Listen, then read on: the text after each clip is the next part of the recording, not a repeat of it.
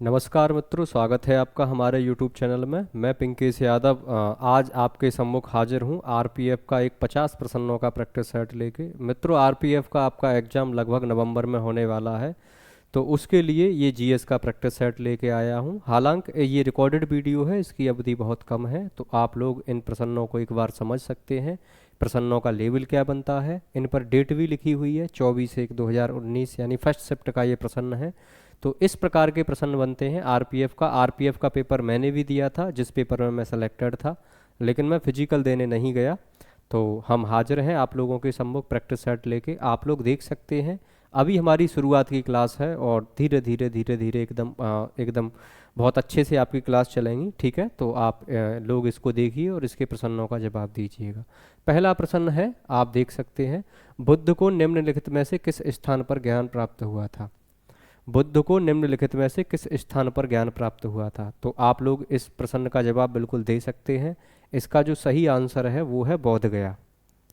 बोध गया ये स्थल बिहार में है, ये स्थल बिहार में है बोध गया। आप लोग समझ समझ सकते हैं, बिहार में है। और ये लुम्बिनी, अब ये नेपाल में पड़ता है। अब ये नेपाल में पड़ता है आपका लुम्बिनी।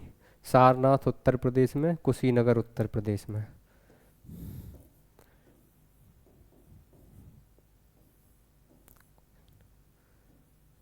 यूपी का एक ज़िला है ये भी। ठीक है, तो ये उत्तर प्रदेश में दोनों स्थल हैं। और लुम्बिनी नेपाल में गया है, क्योंकि जो उस समय ये था लुम्बिनी, ये इंडिया में ही था, लेकिन उस समय अब अगर देखा जाए तो ये नेपाल में है। बोध गया बिहार में है। और ये सारनाथ जो आपका स्थल है ये उत्तर प्रदेश में है। और कुशीनगर भी उत्तर प्रदेश का एक ज़िला है, जैसा कि आप सारे लोग जानते हैं। अगला हमारा जो प्रश्न है वो इस प्रकार से है, आप लोग देख सकते हैं। निम्नलिखित में से किसे शल्य चिकित्सा के जनक के रूप में जाना जाता है? आपके सम्मुख ऑप्शन है चाणक्य, अमर सिंह, चरक और सुश्रुत। शल्य चिकित्सा के रूप में किसे जाना जा सकता है? इस प्रश्न का आप लोग जवाब दे सकते हैं। आप लोग देख सकते हैं प्रश्नों का लेवल किस प्रकार से बनता है। तो मैं सभी प्रश्नों को 50 प्रश्न हैं, उसमें सभी प्रश्नों को आपको डिस्कस कराऊंगा। ठीक है, तो निम्नलिखित में से किसे शल्य चिकित्सा के जनक के रूप में जाना जाता है? इसका आंसर है आपका सुश्रुत। अब मैं एक एक प्रश्न को डिस्कस करूंगा। चाणक्य से संबंधित बनता है प्रश्न। चाणक्य चंद्रगुप्त मौर्य के गुरु थे। चाणक्य के नाम अक्सर करके पूछे जाते हैं, तो चाणक्य के नाम मैं एक बार आपको स्पष्ट कर दूं। चाणक्य का बचपन का नाम विष्णुगुप्त, विष्णुगुप्त। कौटिल्य, कुटिल बुद्धि के कारण। द्रमुख,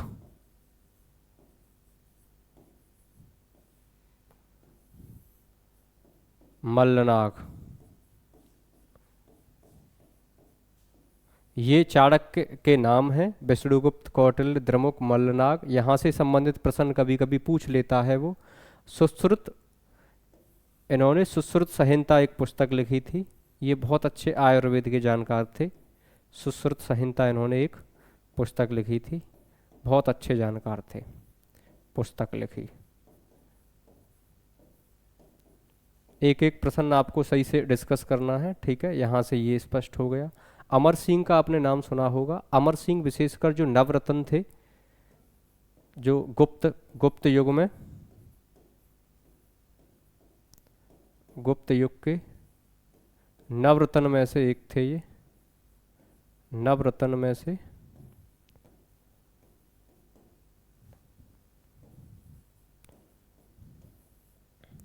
चरक, चरक के बारे में आप सारे लोग जानते हैं। आयुर्वेद, आयुर्वेद के बहुत अच्छे जानकार थे ये, आयुर्वेद के, आयुर्वेद के जानकार थे।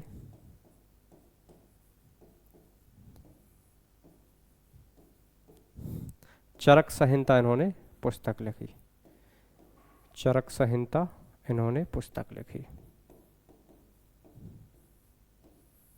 ठीक है, तो ये आपका लगभग सारे प्रश्न ये स्पष्ट हो गए होंगे।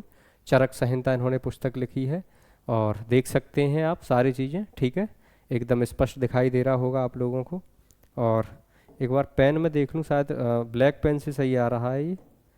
ब्लैक पेन से सही आएगा। तो ये प्रश्न आपका हल हो गया। तीसरा प्रश्न आप लोग देख सकते हैं। अब बौद्ध धर्म में अभय मुद्रा का क्या अर्थ है? देखो कई मुद्राएं होती हैं बौद्ध धर्म में, कई मुद्राएं होती हैं। अगर महात्मा बुद्ध इस प्रकार से हैं, इस प्रकार बैठे हुए हैं, ये बैठे हुए हैं, तो इस प्रकार की मुद्राएं होती हैं। कभी कभी इन मुद्राओं से प्रश्न बन जाता है।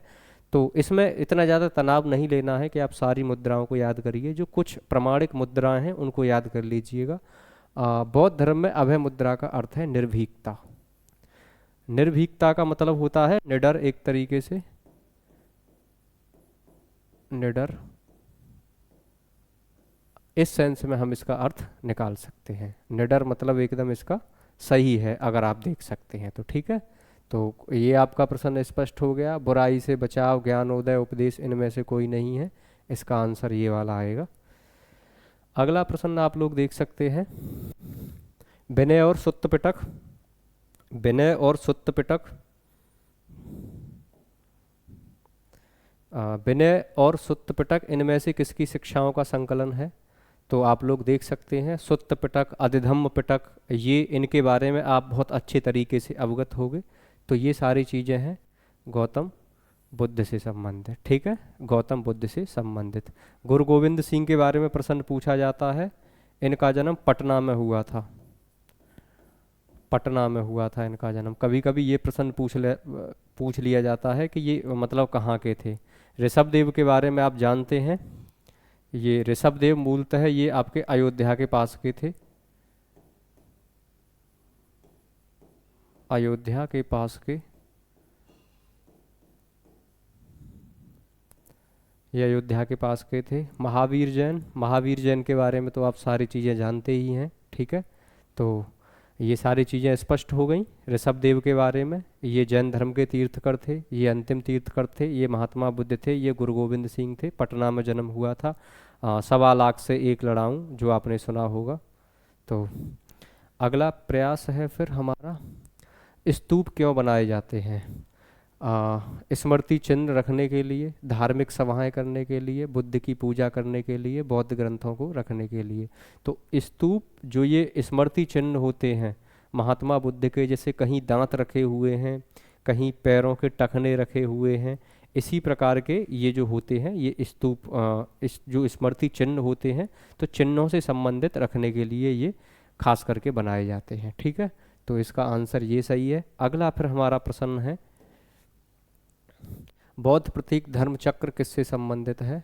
तो धर्म चक्र के बारे में आप लोग बता सकते हैं, धर्म चक्र किससे संबंधित है, ये प्रश्न है हमारा।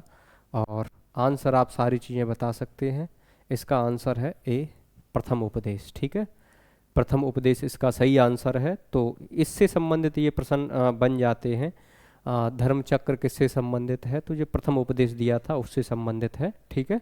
अगला प्रश्न आप लोग देख सकते हैं और इसका आप जवाब दीजिएगा। ये प्रश्न है, पदमपाणि बोधिसत्व के चित्र कहाँ पर आपको दिखाई देते हैं? तो ये सारी चीज़ें आप लोग देख सकते हैं, ठीक है। इस प्रश्न का आप जवाब दे सकते हैं कौन सा इसका सही आंसर है। और ऐसे करके प्रश्न अक्सर करके बहुत कम पूछे जाते हैं, लेकिन आप दिक्कत मत लीजिएगा, ठीक है। और अजंता गुफाएं सही है इसका, महाराष्ट्र में। और गुफा नंबर 1 में इसका साक्ष्य मिलता है, ठीक है। गुफा नंबर 1 में इसका, 1 में साक्ष्य है इसका, गुफा नंबर 1 में इसका साक्ष्य मिलता है। बादामी की गुफाएं आप जानते होंगे, बाघ की गुफाएं आप जानते होंगे, एलोरा की गुफाएं आप लोग ठीक तरीके से जानते होंगे। अब राष्ट्रकूट वंश का शाही प्रतीक क्या था? राष्ट्रकूट वंश का शाही प्रतीक क्या था, ये भी प्रश्न पूछा गया है। तो आप एक बार बताइए राष्ट्रकूट वंश का शाही प्रतीक क्या था? तो राष्ट्रकूट वंश का शाही प्रतीक था गोल्डन ईगल। ये पूछा गया है आरपीएफ एसआई के पेपर में, ठीक है। तो गोल्डन ईगल था राष्ट्रकूट वंश का शाही प्रतीक। ये 8वां प्रश्न आपका हल हुआ। अगला प्रश्न, शिलालेखों के अध्ययन को क्या कहा जाता है? तो आपके सामने ए विकल्प है, समाजशास्त्र विकल्प है, एक्वालॉजी विकल्प है, या एपिग्राफी आप लोगों के सामने विकल्प है। आप लोग देख सकते हैं इसका जो सही आंसर है वो सही आंसर है एपिग्राफी। एपिग्राफी के अंतर्गत आपके शिलालेखों का अध्ययन किया जाता है। और ये है इसमें एनवायरनमेंट एंड इकोलॉजी,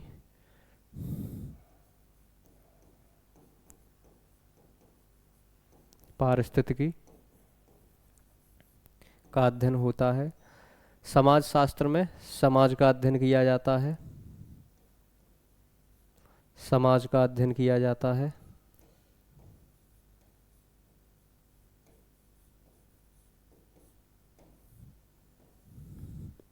और यही विकल्प हैं आपके, और आप लोगों को ज़्यादा सारी चीज़ें पता हैं, ज़्यादा आप लोगों को फोकस करना नहीं है।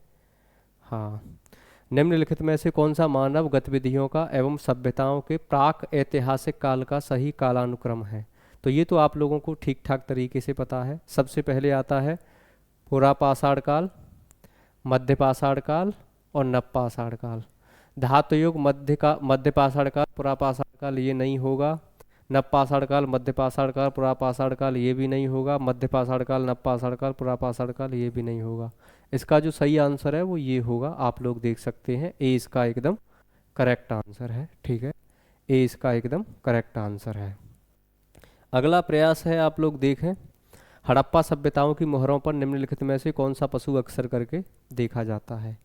जो हड़प्पा सभ्यता की मोहरें थी उन पर कौन सा पशु अक्सर करके देखा जाता है? तो सभी को पता है, एक बैल के साक्ष्य मिलते हैं वहाँ पर, जो बैल था, बैल देखा जाता है। और मैं आप लोगों को बता दूं, एक जो हड़प्पा सभ्यता की लिपि है, हड़प्पा सभ्यता की लिपि है,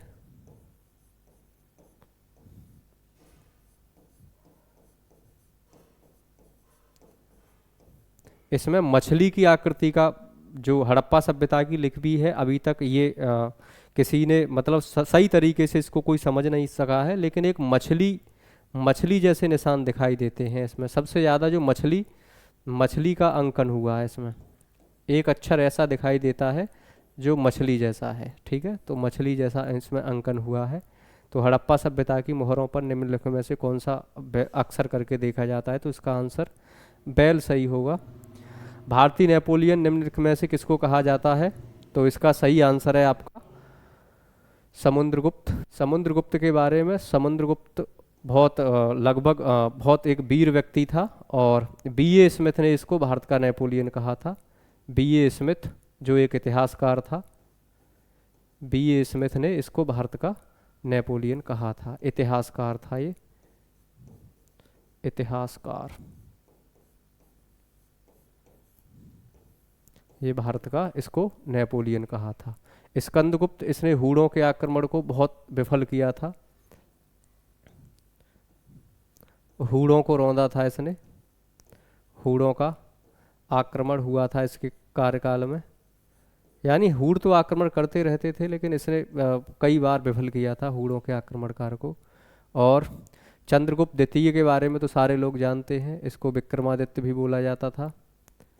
विक्रमादित्य, विक्रमादित्य। पुलकेशन द्वितीय के बारे में तो सभी को पता है, इसने नर्मदा नदी के किनारे, नर्मदा नदी के किनारे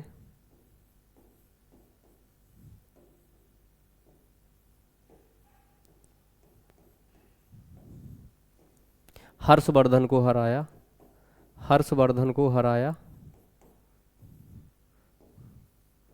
हर्षवर्धन को हराया। तो ये आपके सारे डाउट एकदम क्लियर हो चुके हैं। ठीक है, कोई दिक्कत नहीं लेनी है, और यहाँ से आप सारी चीज़ें समझ रहे होंगे, सारी चीज़ें आपको दिखाई दे रही होंगी। पेन का कलर भी मुझे लगता है ठीक है, कोई दिक्कत नहीं है पेन के कलर में, तो ये एकदम स्पष्ट हुई होंगी। ठीक है, आगे का जो प्रश्न है वो इस प्रकार है आपका, निम्नलिखित धर्मों से किस धर्म से दिलवाड़ा मंदिर संबंधित है? तो दिलवाड़ा के जैन मंदिर बहुत फेवरेट है, ये जैन धर्म से संबंधित है। ठीक है, तो इसका सही आंसर है जैन धर्म, जैन धर्म इसका राइट आंसर है। तो जैन धर्म बिल्कुल सही आंसर है, तनाव नहीं लेना है। ठीक है, इसी प्रकार से समझना है, इस प्रकार के प्रश्न बनते हैं। तो ये मुझे लगता है डबल हो गया है। आगे हम लोग देखते हैं, निम्नलिखित में से कौन बुद्ध के सिद्धांतों से संबंधित है? सुत्त पिटक, विनय पिटक, अधिधम्म पिटक, दिव्यदान। तो आप लोग ये प्रश्न बहुत अक्सर करके डाउट पैदा करता है बच्चों के बीच में। तो इसका जो सही आंसर है वो अधिधम्म पिटक होगा। अधिधम्म पिटक इसका सही आंसर होगा, ठीक है। तो ये इसका सही आंसर है अधिधम्म पिटक। इसको आप लोग एक बार देख सकते हैं अच्छे तरीके से। विनय पिटक भी है, लेकिन विनय विनय पिटक एक अलग सिद्धांतों के कारण जाना जाता है। सुत्त पिटक भी अलग सिद्धांतों के कारण जाना जाता है, लेकिन इसका अधिधम्म पिटक आंसर है, ठीक है। अगला प्रश्न, सिंधु घाटी सभ्यता का सबसे पहला खोजा गया स्थल क्या था? तो सभी को पता है ये प्रश्न। हड़प्पा खोजा गया था 1921 में। 1921 में दयाराम साहनी के द्वारा, दयाराम साहनी के द्वारा हड़प्पा स्थल खोजा गया था, ठीक है। तो और मोहनजोदड़ो 1922 में खोजा गया था।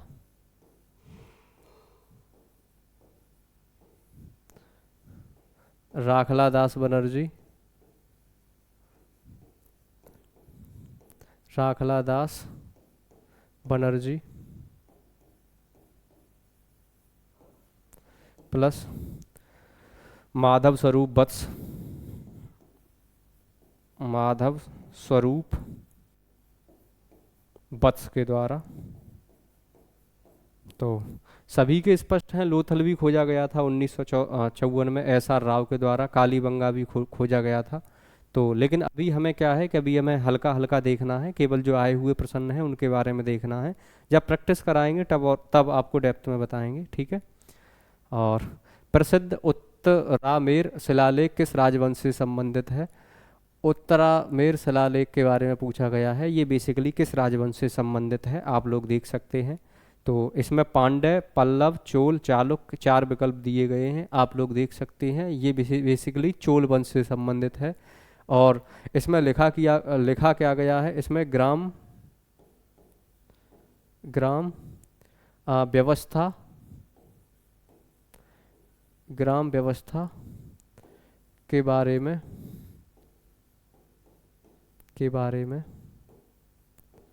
समझाया गया है, ठीक है। समझाया गया है,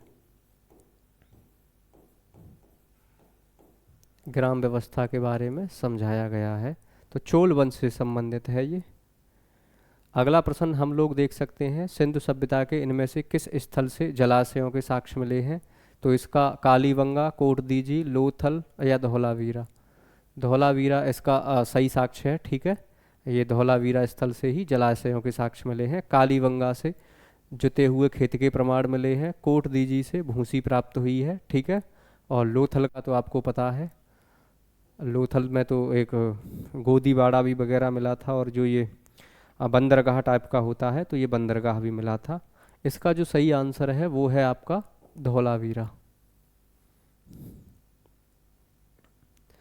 मोहनजोदड़ो का नाम अर्थ किस भाषा में मुर्दों का टीला है? तो सभी को पता है, इसका सही आंसर है सिंधी भाषा। और मोहनजोदड़ो के बारे में एक मूवी भी आई है, मोहनजोदड़ो। अगर आप थोड़ी और नॉलेज चाहते हैं तो एक बार उस मूवी को देख लें। वैसे मैंने ये जब पढ़ाई की थी तो मैंने ये मूवी देखी थी, और यहाँ से आपके कई डाउट स्पष्ट हो सकते हैं, ठीक है। तो इसका सही आंसर है आपका सिंधी।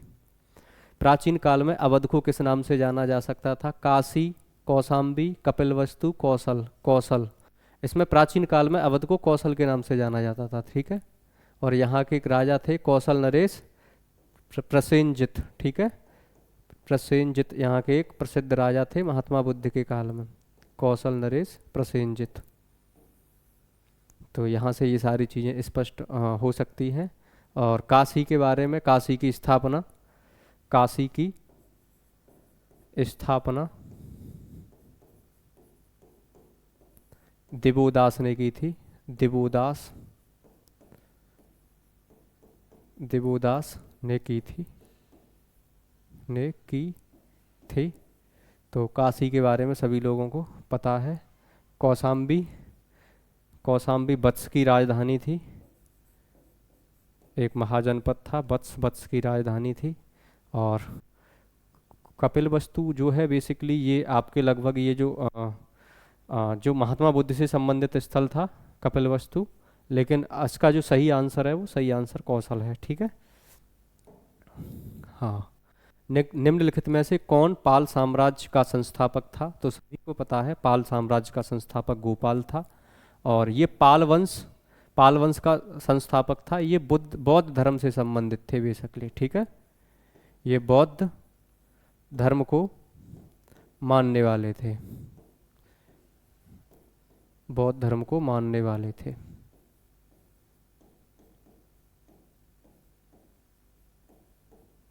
तो ये चीज़ें आपकी स्पष्ट हो गई होंगी। अगला, निम्नलिखित में वेदों में से किसे ब्रह्मवेद के नाम से भी जाना जाता है? ऋग्वेद, सामवेद, यजुर्वेद, अथर्ववेद।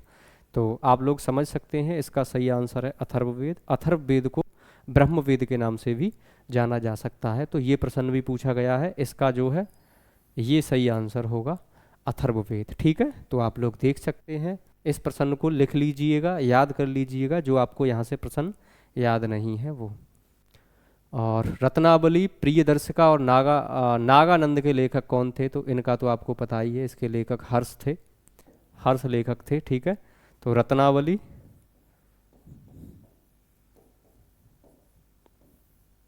प्लस नागानंद और एक पुस्तक और थी, दस का प्रिय।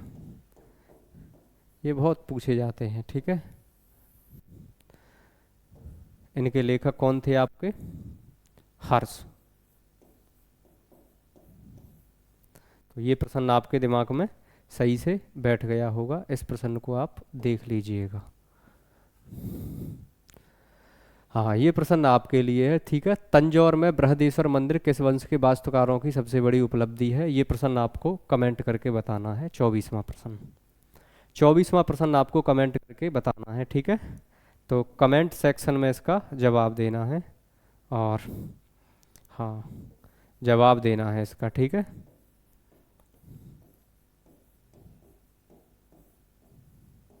HW, ये होमवर्क हो गया आपका, ठीक है। होमवर्क, ये कमेंट सेक्शन में इसका जवाब देना है, बहुत बार प्रश्न पूछा गया है ये। जैन धर्म के अंतिम तीर्थकर कौन थे? सभी को पता है। और महावीर स्वामी, पार्श्वनाथ, आनंदनाथ, ऋषभदेव। तो सभी लोग जानते हैं जैन धर्म के अंतिम तीर्थकर कौन थे। महावीर स्वामी थे। और भी जो तीर्थकर हैं उनकी भी आपको सभी को पता होगी, ठीक है। ऋषभदेव कौन थे, पार्श्वनाथ कौन से थे, अनंतनाथ कौन से थे, ठीक है। तो जैन धर्म के अंतिम तीर्थकर आपके महावीर स्वामी थे। एक बार हल्का हल्का आप समझ लीजिएगा, जब प्रैक्टिस सेट कराऊंगा तब सारे आपको चीज़ें कराऊंगा, ठीक है। प्रसिद्ध सांची स्तूप कहाँ स्थित है? तो सभी को पता होगी, महाराष्ट्र, बिहार, उत्तर प्रदेश, मध्य प्रदेश में है ये, और विदिशा नामक स्थान पर ये पड़ता है, ठीक है। विदिशा नामक स्थान पर है ये, और बहुत फेवरेट है मध्य प्रदेश का सांची का स्तूप, ठीक है। मध्य प्रदेश का सांची का स्तूप काफ़ी फेवरेट है, तो आप लोग इसको देख सकते हैं, ठीक है। और तो ये इस प्रकार से आपकी प्रश्नों की श्रृंखला है, 26 प्रश्न हुए हैं। आगे और हम देखते हैं।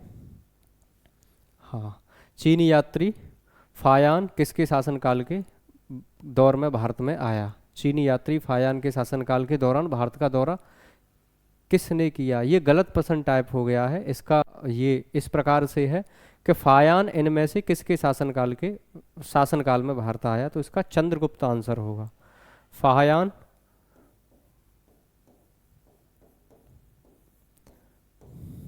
चंद्रगुप्त द्वितीय,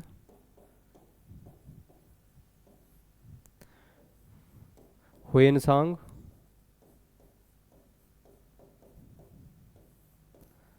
हर्षवर्धन,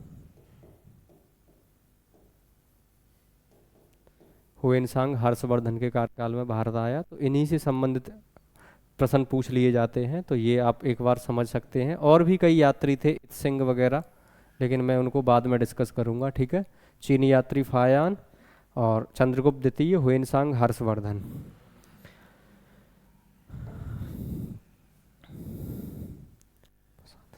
जैन मठ संस्थानों को क्या कहा जाता है? जैन मठ संस्थानों को क्या कहा जाता है? अपरिग्रह नहीं कहा जा सकता, क्योंकि अपरिग्रह एक नियम है, अपरिग्रह एक नियम है। और तीर्थ भी नहीं कहा जा सकता। श्वेतांबर दिगंबर तो जो दो भागों में जो विभाजित हुआ है उसको कहा जाता है। ये बसादेव सही है, इसका ये सही आंसर है, ठीक है। बसादेव क्या कहा जाता है? बसादेव, बसादेव। तो यहाँ से आप स्पष्ट कर सकते हैं। जैन मठ संस्थाओं को क्या कहा जाता है? बसादेव। निम्नलिखित विकल्पों में से गलत जोड़ी का चयन करें। चंद्रगुप्त ये मौर्य वंश से, राजराज चोल वंश से, बिंबिसार गुप्त वंश से, कनिष्क कुषाण वंश से। आप लोग देख सकते हैं इसका जो सही आंसर है वो क्या बनेगा? बिंबिसार गुप्त वंश से नहीं है, आप लोग सारे लोग जानते हैं। हर्यक वंश, शिशुराग वंश, नंद वंश, मौर्य वंश, शुंग वंश, कर्ण वंश, सातवाहन वंश, इस प्रकार से वंश थे आपका। हयर्क वंश, शिशुनाग वंश,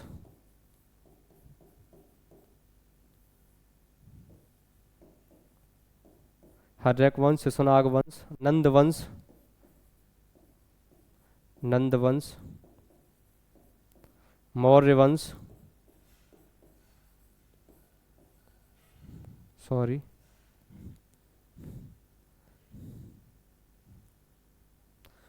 मौर्य वंश, हर्यक वंश, शिशुनाग वंश, नंद वंश, मौर्य वंश, शुंग वंश, सॉरी, हर्यक वंश, शिशुनाग वंश, नंद वंश, मौर्य वंश, शुंग वंश, और ये कंब वंश। आप लोग देख सकते हैं ये मगध पर शासन करने वाले वंशों की सूची है, ठीक है।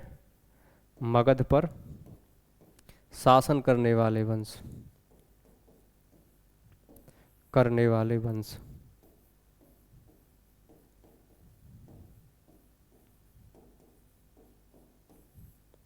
हर्यक वंश, शिशुनाग वंश, नंद वंश, मौर्य वंश, शुंग वंश, कंब वंश, और एक और था नीचे सातवाहन वंश। आप लोग लिख सकते हैं। इसकी शॉर्ट ट्रिक है आ, हसीन मसूका सात, हसीन मसूका सात, ठीक है। तो हयर्क वंश, शिशुनाग वंश, नंद वंश, शिशुनाग, हयर्क, हर्यक, शिशुनाग, नंद, मौर्य,